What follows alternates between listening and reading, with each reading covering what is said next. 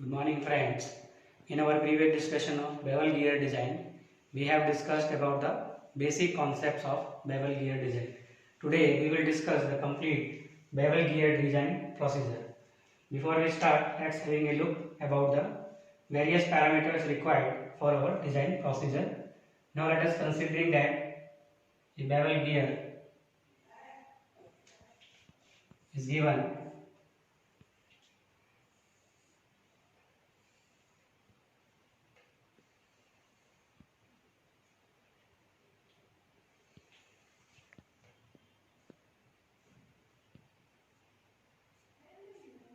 This is our bevel gear, in which we are considering that this is our pinion first and this is our gear second, and the rotation axis is different. If we are seeing from this direction, then this is the rotation of this and it will apply a force in this direction, and due to this it will start in this direction. That's why the rotation plane is this. By seeing from here, it will start to rotate in this direction, and that's why this is the rotation of this. Now before our procedure, we have to find the various parameters, and the first parameter is your identification of the theta s. Firstly, theta s is identified. Then the pitch circle diameter of this gear number first and this gear second is given for pinion and gear.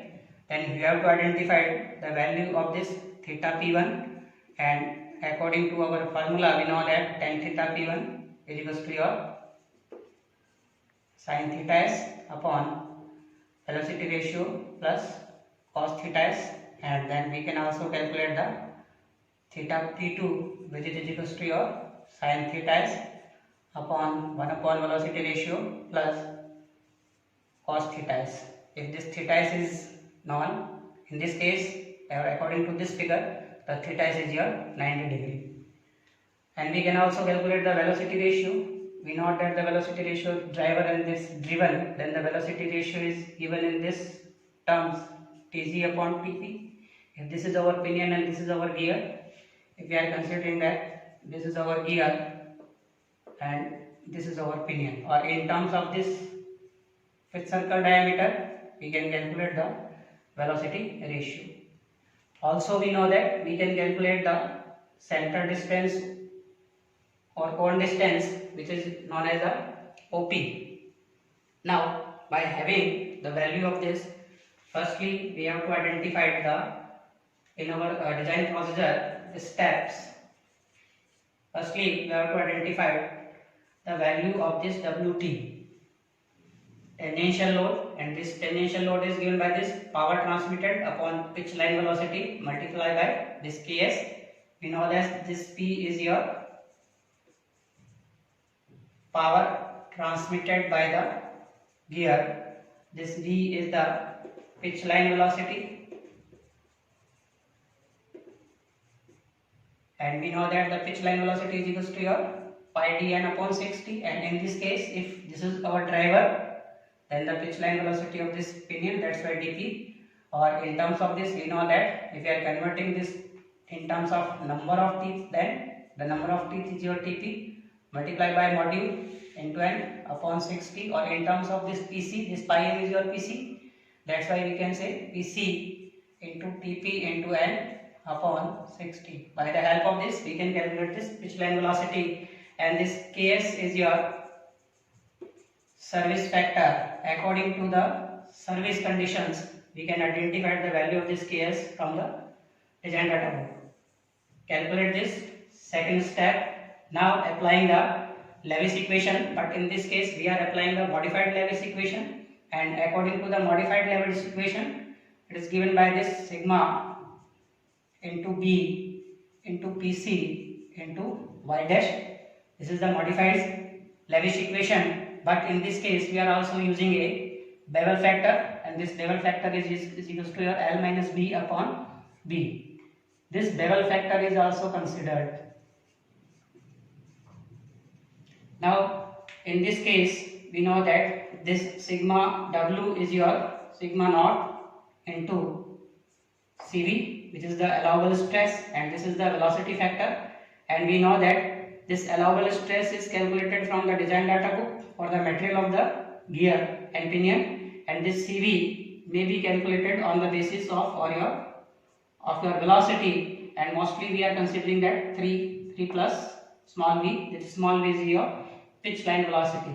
By the help of this we can calculate this sigma w, and for calculation of this y, which is the modified form factor or modified Lewis factor, by putting the value from our previous concept of spur gear, we know that the value of this is given in terms of upon t, number of teeth, but for a spur gear it is based on the true value of the number of teeth, but in this case or in case of the helical gear it is based on the equivalent number of the teeth, and we can calculate the equivalent number of the teeth also. The equivalent number of the teeth, we know that true value upon cos theta. If we are calculating for the equivalent for the pinion, then pinion upon this, and if we are calculating for our gear, then we know that this is for Tg upon cos theta P2, pitch angle, and theta 1 theta 2 can be calculated from here. By the help of this modified factor, by putting this value we can calculate. We know that this is the face width, this is our circular pitch, this can be calculated from here, and this is the bevel factor, in which this L minus B upon L, this B is your face width, but this L is your cone factor, cone distance,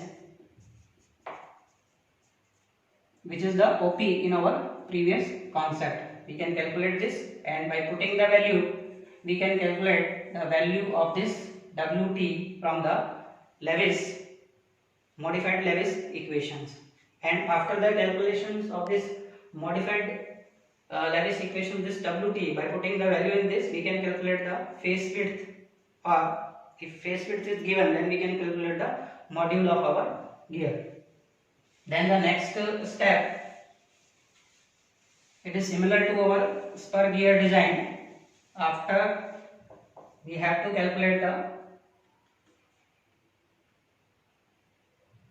tooth load, and the second is the dynamic tooth load, and we know that the experimentally value, theoretically we have considered this dynamic effect in our Lewis equation by using the CV, velocity factor, but experimentally if we want to calculate this dynamic tooth load, then Wt is equals to your Wt plus 21b into Bc plus Wt upon 21 into V plus under root of Bc plus Wt. Here this Wt is transmitted load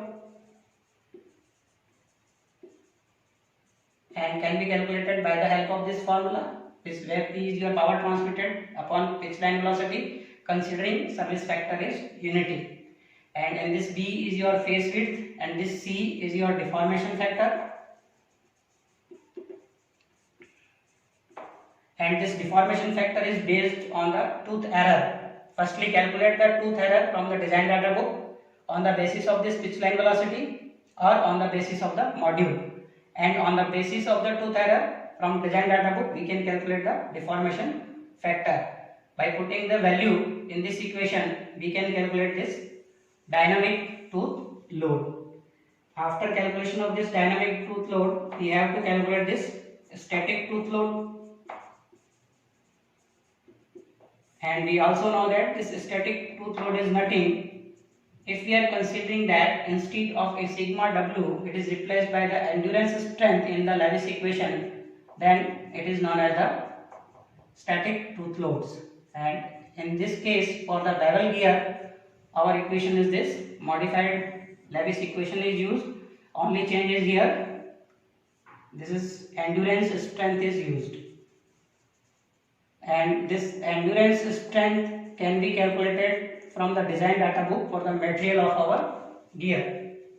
And the next component for our design is the wear tooth load, and then last is the comparison. For wear tooth load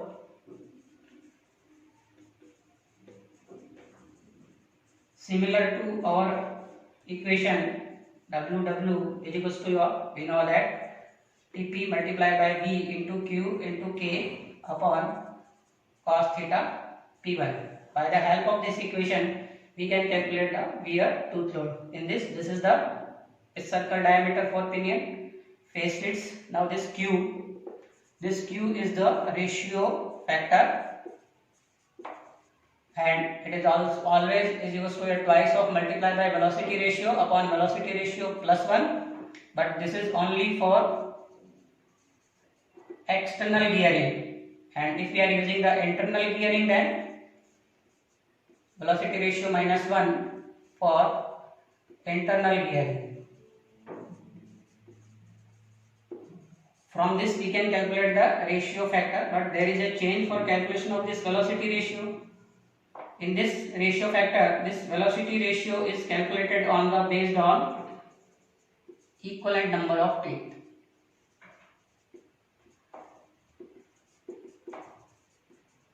That's why the equivalent number for gear upon equivalent number of pinion.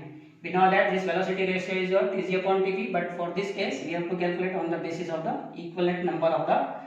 This should be used for calculation of the velocity ratio. By putting the value, we can calculate this, and last we can calculate this load stress factor.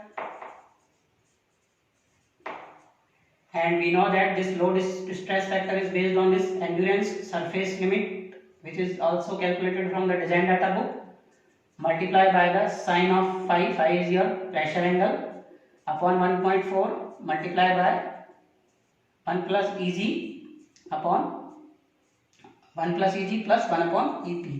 Now in this case, this Eg is the Young's modulus for gear, and this is the Young's modulus for the pinion materials. By the help of this, we can calculate this wear tooth load, and the last step is our comparison. Now we have to compare that the calculated value of the static tooth load and the calculated value of this our dynamic. This static tooth load should be equals to your dynamic, and this wear tooth load should be equals to greater than the dynamic tooth loads. If this condition is satisfied, then we can say our design is the same. So friends, this is the complete design procedure of the bevel gear. Thank you.